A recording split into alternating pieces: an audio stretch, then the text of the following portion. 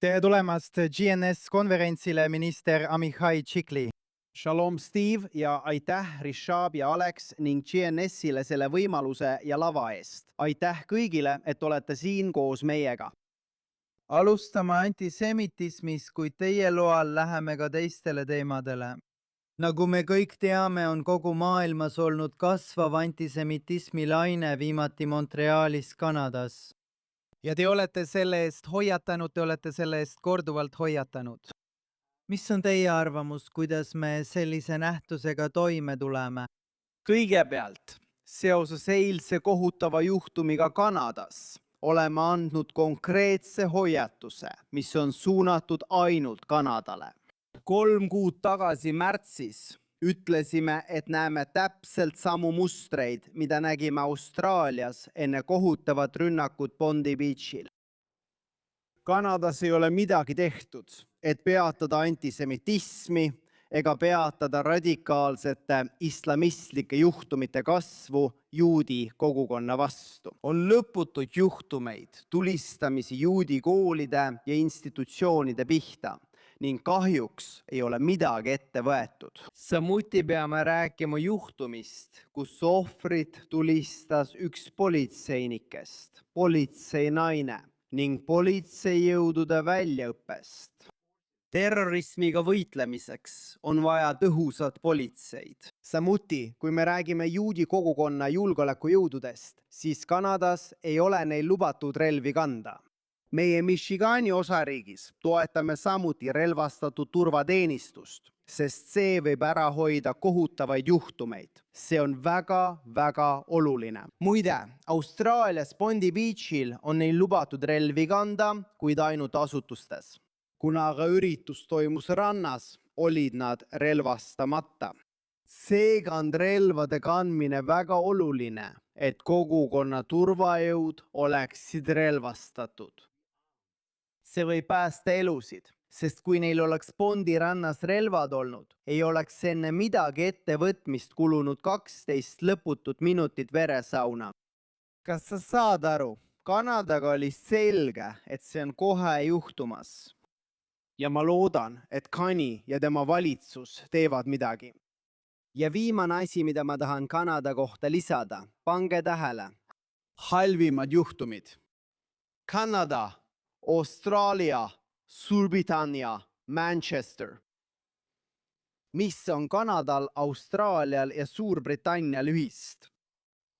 Terroririigi tunnustamine keset sõda Hamasi vastu. Nii et kui te survestate Hamasi ja tunnustate terroririiki sõja keskel, samal ajal kui meie pantvangid on endiselt vangikongides, siis te annate jõudu nendele radikaalsetele jõududele. See kahjustab juudi kogukonda. See on midagi, mida ma tahtsin lisada. Liigume edasi Iraani leppe juurde ja räägime, mida sa sellest arvad. Tead on kriitikat selle kohta, et valitsuse ministrid räägivad leppe vastu. Kuidas sa sellele vastad? Ma olen isegi kuulnud, et me räägime presidendi vastu, mis ei vasta tõele. Ükski valitsuse minister pole president Trumpi vastu sõna võtnud. Ma toetasin president Trumpi juba enne tema esimest ametiaega. Ma toetasin president Trumpi avalikult ajal, kui Biden oli president. Ja mind kritiseeriti tugevalt selle eest, et ma Trumpi avalikult toetan. Ma arvan, et meil pole kunagi Valges Majas sellist sõpra olnud. Pole kunagi olnud sellist sõpra ja on kahtlane, kas meil tulevikus üldse keegi tema sarnane Valges Majas on. Kõigepealt tahan ma tänada Jeruusalemma saatkonna eest, Golani kõrgendike eest, Abrahami kokkulepete eest, Qasem Soleimani eest, tõusva lõvi eest, selle sõja eest, mida me koos oleme pidanud. Meil peab olema hea pilk, meil peab olema ain tova. Me peame olema, meil peab olema perspektiiv, proportsioonitaju ja me peame kogu aeg nägema suurt pilti. Suur pilt on positiivne, Nüüd, mis puudutab kokkulepet, siis on täiesti normaalne, kui tekivad erimeelsused. Need ei ole samad riigid. Siil on mondiaal. Ameerika korraldab mondiaali, maailmameistrivõistlusi. sul on valimised novembris. sul on naftahinnad, sul on kõik need asjad, mis on Ameerika presidendi mõtetes. Ja mina näen vaid, ma ei tea, võib-olla 10% kogu pildist. Nii et me saame sellest täielikult aru. Aga ma arvan, et sõja lõpetamisel ja sanktsioonide leevendamisel on tohutu vahe. Sest sanktsioonide leevendamisel teame me kõik täpselt, mida see tähendab ja millised on tagajärjed juba homme hommikul. Te tühistate sanktsioonid täna ja homme on Hezbollah Liibanonis juba palgaraha olemas. Ja siis homme hommikul on ballistiliste rakettide tööstus juba uuendatud. Kas saite aru? Tuumarajatised on samuti remondis. Terrorirežiimi ideoloogia Iraanis, mis tappis 10 000 süütuid inimesi Iraanis, palju rohkem kui Iisraeli ohvrid, palju rohkem. Iraanlased on terrorirežiimi peamised ohvrid Iraanis. See ei ole Iraan. Iraani režiim see ei ole. See on türannia, see on diktatuur, see on terrorirežiim ja sanktsioonid peaksid jätkuma. Sest iga sent, mis läheb sellele režiimile, läheb otse terrori, relvade, massihävituse ja kogu piirkonna ebastabiilsuse jaoks. See on palju suurem kui meie ja Iraani vaheline küsimus. Ja veel üks asi. Peamine põhjus, miks ma toetan Trumpi, oli see, et kui Biden oli võimul, oli USA nii nõrk ja Trump muutis olukorda. Ja kui me vaatame oma suurt venda, kaasameeriklasi, siis me tahame, et Ameerika oleks tugev. Ma arvan, et see on kogu lääne poolkera huvides. Ja ma arvan, et nii see ongi. Nii see ongi. Ja sa ei tohiks kunagi, mitte kunagi sellele terroristile järele anda. Mitte kunagi. See puudutab seda kokkulepet ja võib-olla veel üks asi Liibanoni kohta. Kui Liibanon on suveräänne riik. Mul on üks küsimus. Kuidas Iraan otsustab, kas Liibanonis on relvarahu või mitte? Iraan on Iraan ja Liibanon on Liibanon. Need ei ole üks ja sama riik. Ja kui sa ütled, et meil on vaja relvarahu Liibanonis Iraani pärast, siis sa ütled, et Iraan on suveräänne, on tegelik suverään Liibanonis. Ja see on katastroof Liibanoni suveräänsusele. Katastroof Liibanoni suveräänsusele. Ja meie ning Liibanoni valitsus oleme ühel meelel. Me tahame, et Liibanon oleks suveräänne riik. Ja me tahame, et Hezbollah hävitataks. See on kõik. Aitäh! Ja ma tean veel ühte asja, mida sa tihti esile tood ja mis sind muretsema paneb, see uus kurjuse telg, nagu sa seda nimetad, tõsi, kuhu kuuluvad Pakistan, Katar ja teised. Ja moslemi vennaskond. Mängib rolli mitte ainult Care'is, AMP's, SJP's, Michiganis, Texases. Me kõik järgime visiooni, et Ameerika oleks 100 aasta pärast moslemiriik. Me kõik teame neid plaane. Sellest on räägitud kõigis Michigani mošeedes.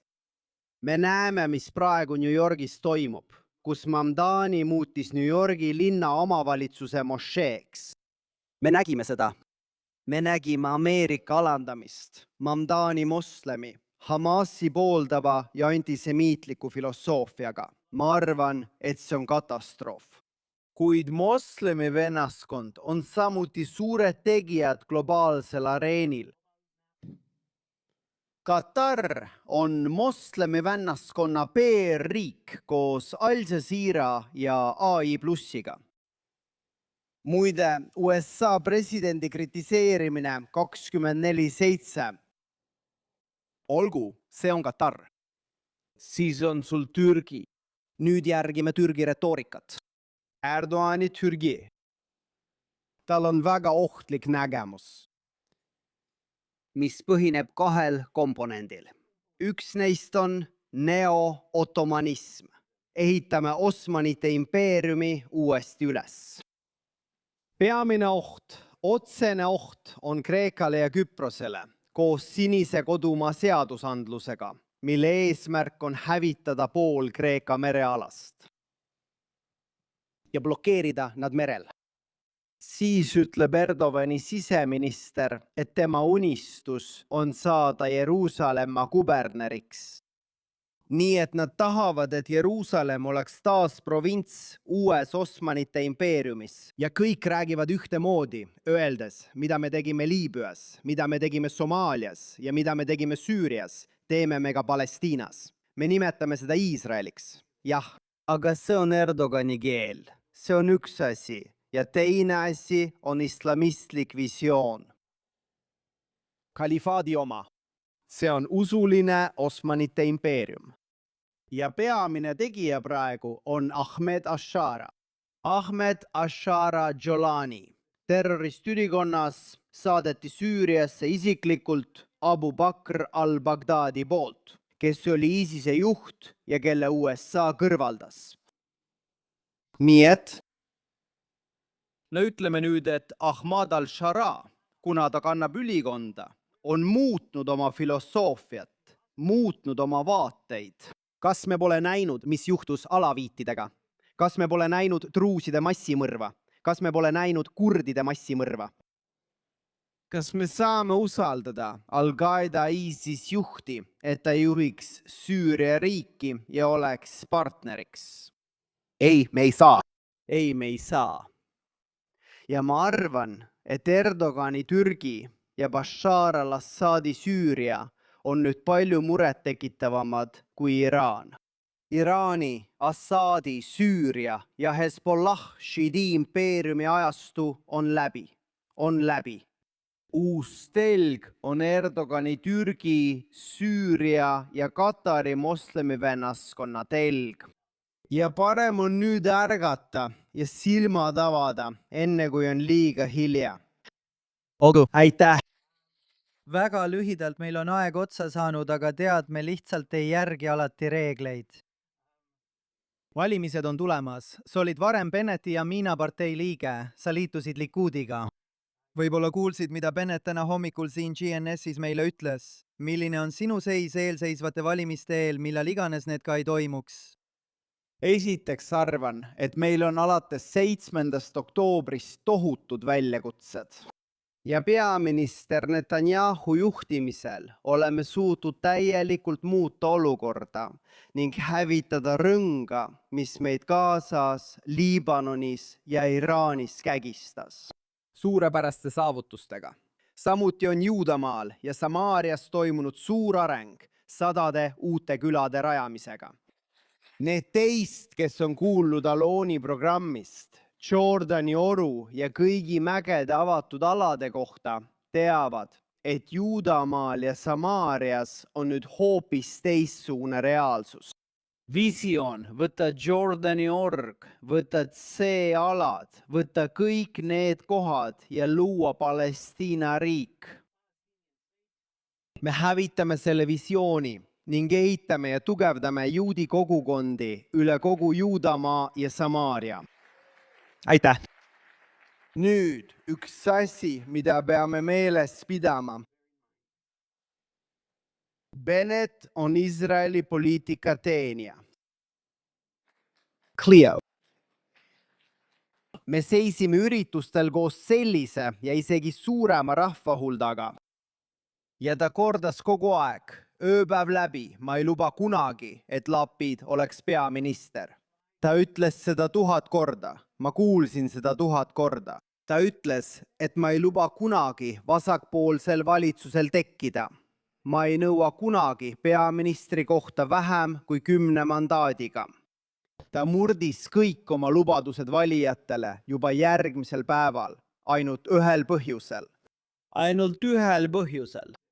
Selleks, et teda kutsutaks peaministriks, nagu laps, kes on kaotanud oma mänguasja.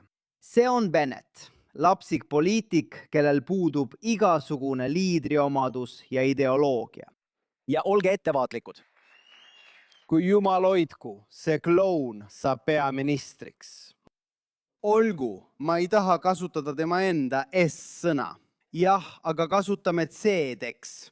Nii et kui see kloun, Seda ei juhtu, eks. Ma ei ole kindel, et see ületab künnise. Aga oletame, et see on ületatud.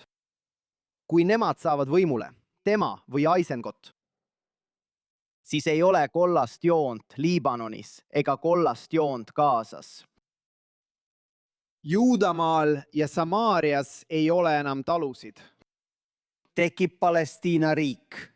Ja kõik, mis selles valitsuses saavutati, kõigi raskuste ja väljakutsetega, kaob, hävib. Ja seetõttu peame kindlustama parempoolse valitsuse, mis jätkab ehitamist Juudamaal ja Samaarias, jääb tugevaks piiridel Hamasi ja Hezbollah vastu. Ja teate, inimesed ütlevad, et meil ei õnnestu Liibanonis, meil ei õnnestu Gazas. Tõesti, 60% Gaza territooriumist on Iisraeli kaitseväe kontrolli all. Hamas on nüüd politseijõud. Hezbollah oli maailma suurim ja võimekaim terroriarmee. sellest on taas saanud sissiorganisatsioon. Ma ei alahinda sissiorganisatsiooni. See võib endiselt kahju teha. Neil on endiselt relvad. Nad võivad meid endiselt ähvardada, kuid nad on kaotanud kogu oma juhtkonna. Fuad Shukr, Nasrallah, nende jõudude juhid. Nad kaotasid tuhandeid oma terroriste, tuhandeid neist. Nad on kaotanud kogu külade rea piiril. Külad, mis olid muutunud terrorikindlusteks, kus igas teises majas oli laskemoona ja rakette. Nüüd on meil puhas puhvertsoon ja me peame seda väga tugevalt hoidma ilma UNIFIL-i või teiste välisjõududeta, keda ei saa kunagi usaldada. Me usaldame ainult iseennast ja Jumalat taevas. Amihai Shikli. Amen. Suur tänu. Aitäh. Babi.